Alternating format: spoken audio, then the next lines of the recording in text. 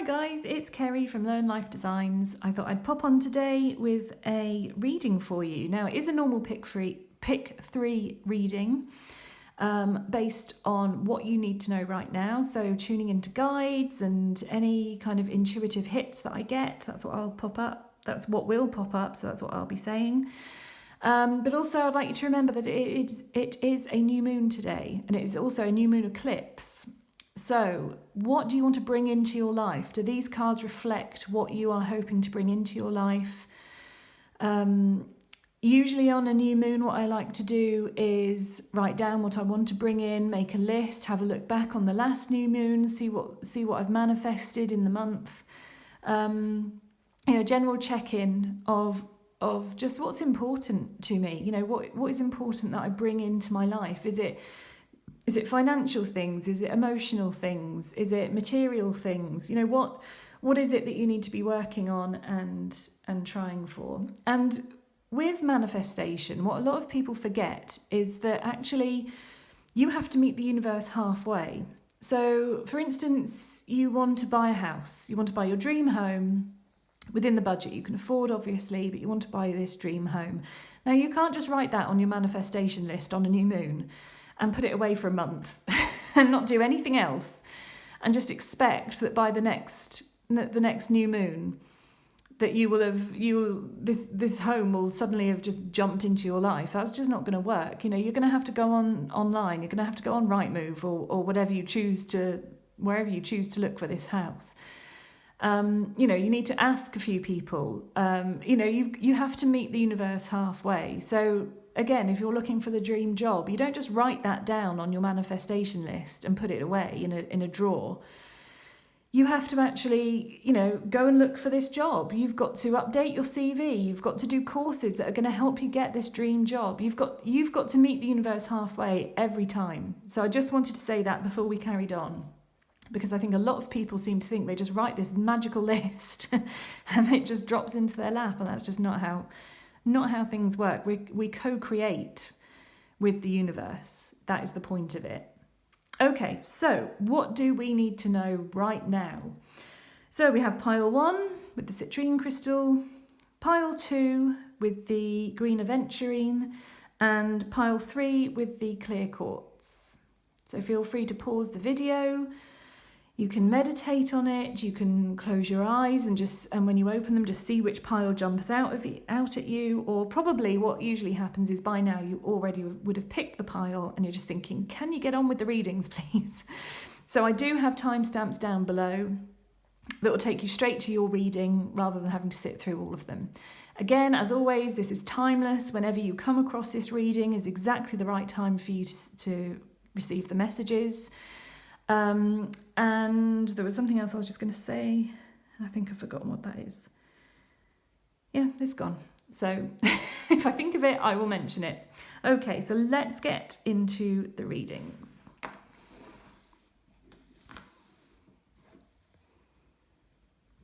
Okay, pile number 1. Let's see what it is that you need to know right now.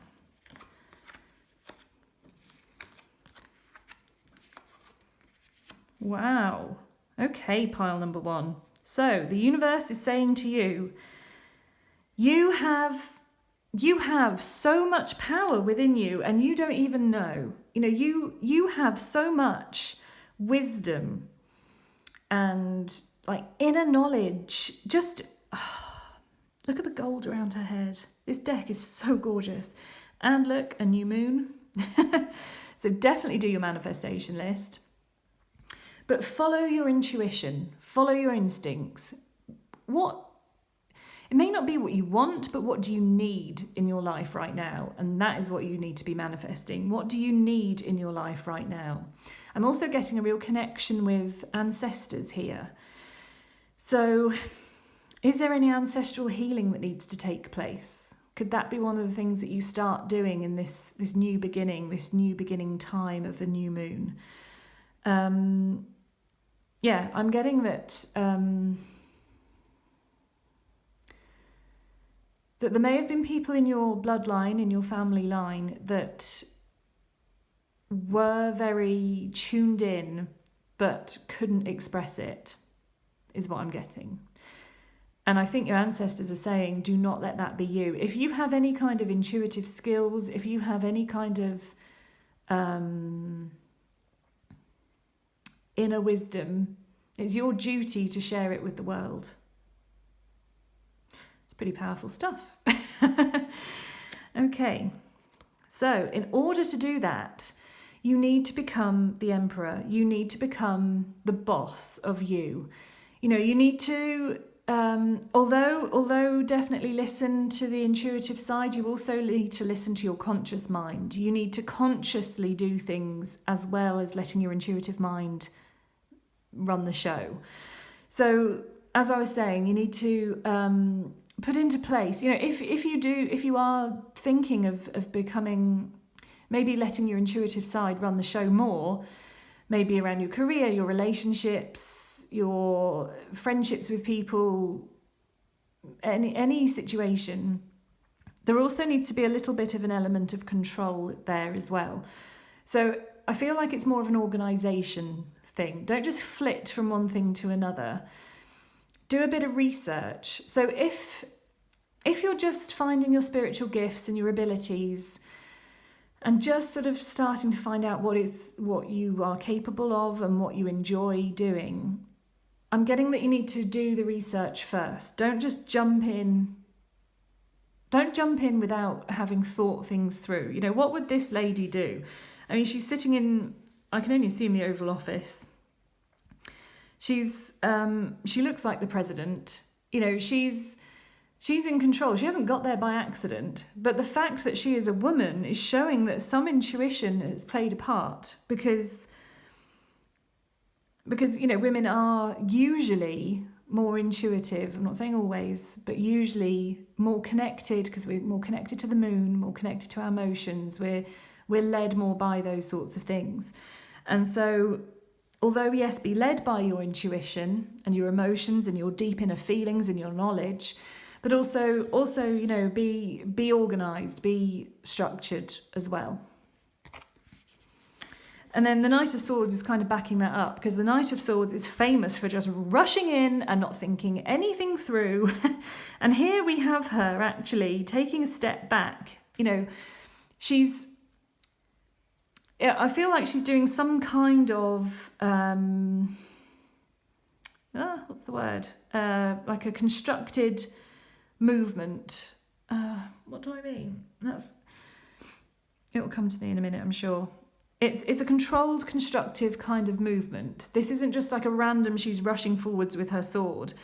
You know, she's out in the elements. She's experiencing this this airy kind of rush of wind and that fast pace. You know, you feel that you have to go fast. But she's controlled and she's moving choreographed. That's what I was thinking. Thanks for dropping that one in. So yes, she's not just doing anything off, you know, off the top of her head. She's planned this through. It's choreographed. It's planned out. And that is what all these cards are saying. You know, go with this intuition, go with this gut feeling, but be organised with it. You know, plan things out. You know, she's having messages here from all these birds, but she's still staying in this choreographed kind of synchronized, purposeful movement. So that's really exciting. That sounds really exciting, Group 1. I'd love to hear if this resonates with you. If you chose this pile and it resonates with you, I'd love to hear what exactly it's referring to. I think that'd be really interesting.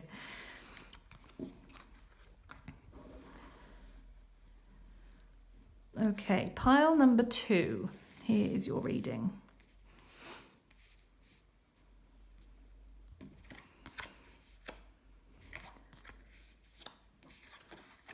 Oh, what a gorgeous, gorgeous reading. Right, so first of all, we have the 10 of Pentacles.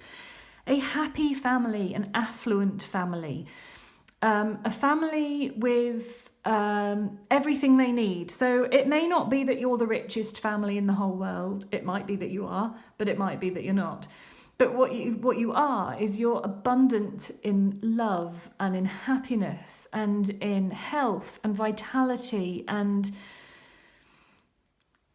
feel like there's like a real buzz about your family and like around your home, like a real excited buzz. Like maybe people are coming to stay that they haven't been able to come and stay for a long time, or something is happening within your family that is causing excitement for every member of your family. You know, you've got the older generation here, you've got the children, the dogs, you know, everybody is really excited, really, really excited about what's coming up. Okay, and here we have the King of Pentacles. So he again is talking about abundance. You know, he usually lives in a beautiful castle or a beautiful palace.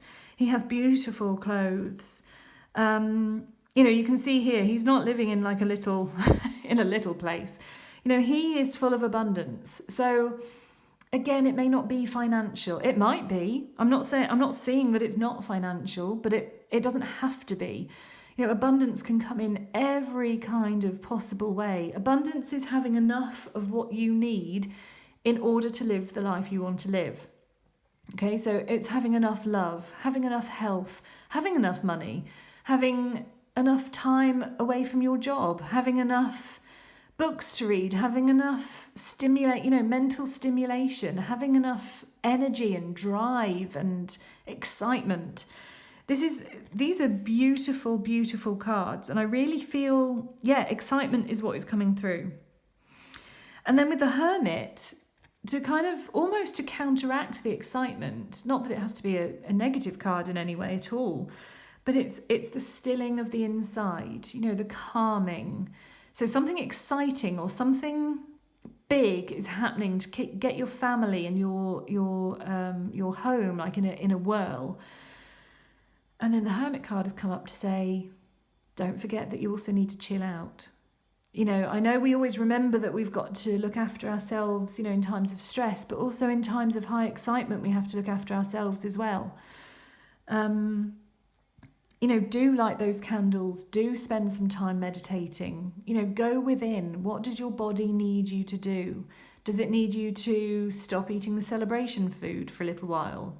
Stop drinking the celebration drinks for a little while? Does it need you to just, maybe for like an hour a day, just be with you? You know, I get the feeling that this is a really busy household here. Really happy, but really busy.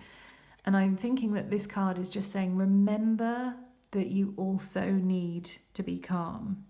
You know, you need to connect to Source. You need to connect to the universe, to your guides, to your angels, to whoever it is that you connect to make yourself feel calm, to make yourself like hear the inner knowledge that comes up within you.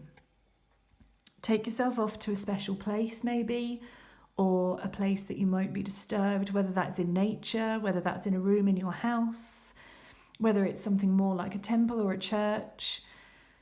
Wherever this special place for you is, with the hustle and bustle of family life, these cards are saying, also remember that you need time for you as well.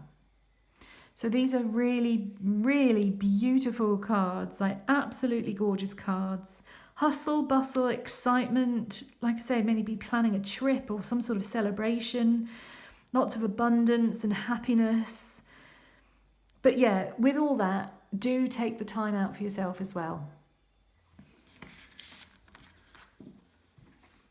Okay,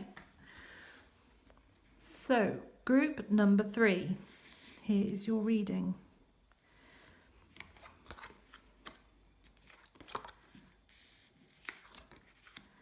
Right, okay, I don't know if these are a bit wonky. I'm sorry if they're wonky and you're having to look slightly to the side. Okay, so here we have the Two of Wands. You are making some kind of plans, group 3. You're making some kind of plans for the future. Now, which path are you going to take? Do you have options in front of you? Do you feel like you need a map or a crystal ball to work out which one would be the best option? You know, this looks like you're going to go through some trees, so there might be things that are hiding within those trees. You might not be able to see everything clearly. And this looks like it might take you up a mountain. Now, mountains are usually struggles. You know, if you think of climbing a mountain, it's difficult, it's hard work. But when you get to the top, my gosh, the the reward is the view and the experiences that you've been through. So both look equally as challenging and rewarding, because, you know, the forest, I love walking through woods and forests. You see so many amazing things along the way. And, you know, when you come out the other side and you're sort of drenched in all the sunlight and everything again, you know, each of these paths will be equally as rewarding and probably contain a few lessons along the way. So yeah, I really get the feeling that you're planning ahead. You're planning something. Are you planning a trip? Are you planning what your next job will be? Are you planning to move homes? You know, I do get a feeling that there's some element of planning for the future going on here. So, as you're planning for the future, you're leaving the past behind you. But in order to truly leave that past behind you, you must heal. So, let's say you are planning to move away or planning for a trip because you've had a breakup, it's been rough, you feel like you need a reward, you know, it's been a tough 18 months for us all. You feel like you need some kind of reward, something to look forward to. Now, if you make that trip, make that move without doing the inner healing, the hurt and the pain will follow you. You can't outrun it. It's within you. So sadly, you have to do that inner healing. It just has to be done. The shadow work, the inner child work, the working through trauma. And trauma can be something like, you know, something really, really traumatic, or it can be something like a breakup, which is traumatic. I'm not trying to belittle that, but, you know, traumas can be like deaths or car accidents, you know, injuries, or they can be more emotional, like breakups, you know, arguments, all that kind of stuff. It all needs healing. None of it is bigger or better or worse than anybody else's. Whatever your trauma is, it's valid. If it makes you feel a certain way or makes you behave in a certain way, it's valid. And you need to recognize that and, you know, start to work out ways in which you can heal from that. I am a spiritual life coach. I can help you with healing some traumas. I also can balance chakras and look at your aura and your energy fields and all those kinds of things as well. And I do coaching, which will help emotionally. You know, do pop along to my website if you'd like any further information. But I do feel that before you can move on, you must do the healing. You can still plan to move on, but you also must plan to heal too. And this makes perfect sense because this card is all about balance. So you can see here the water is actually really calm at the moment. Sorry, I'm just trying to find where I am in the in the camera. So the water is calm, but it can easily become uncalm. You know, it can easily become rough.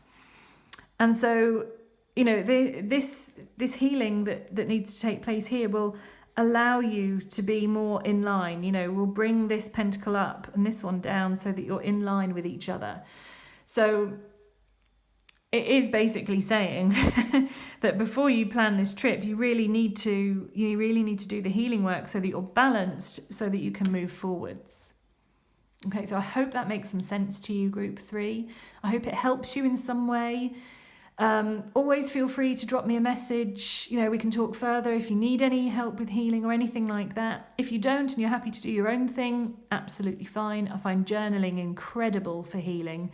So if you want to just try that, see what comes up, message me, tell me what comes up. You know, I will help you as best as I can. Okay, so thank you ever so much for watching. I hope they have helped. I hope you don't suffer too much with this new moon eclipse. I know a lot of people are finding everything quite a struggle at the moment emotionally. I'm not, weirdly, because I'm very emotional. So yeah, I hope you guys are all coping well, and I will see you very, very soon. And thanks ever so much for watching. Have a wonderful day. Bye-bye.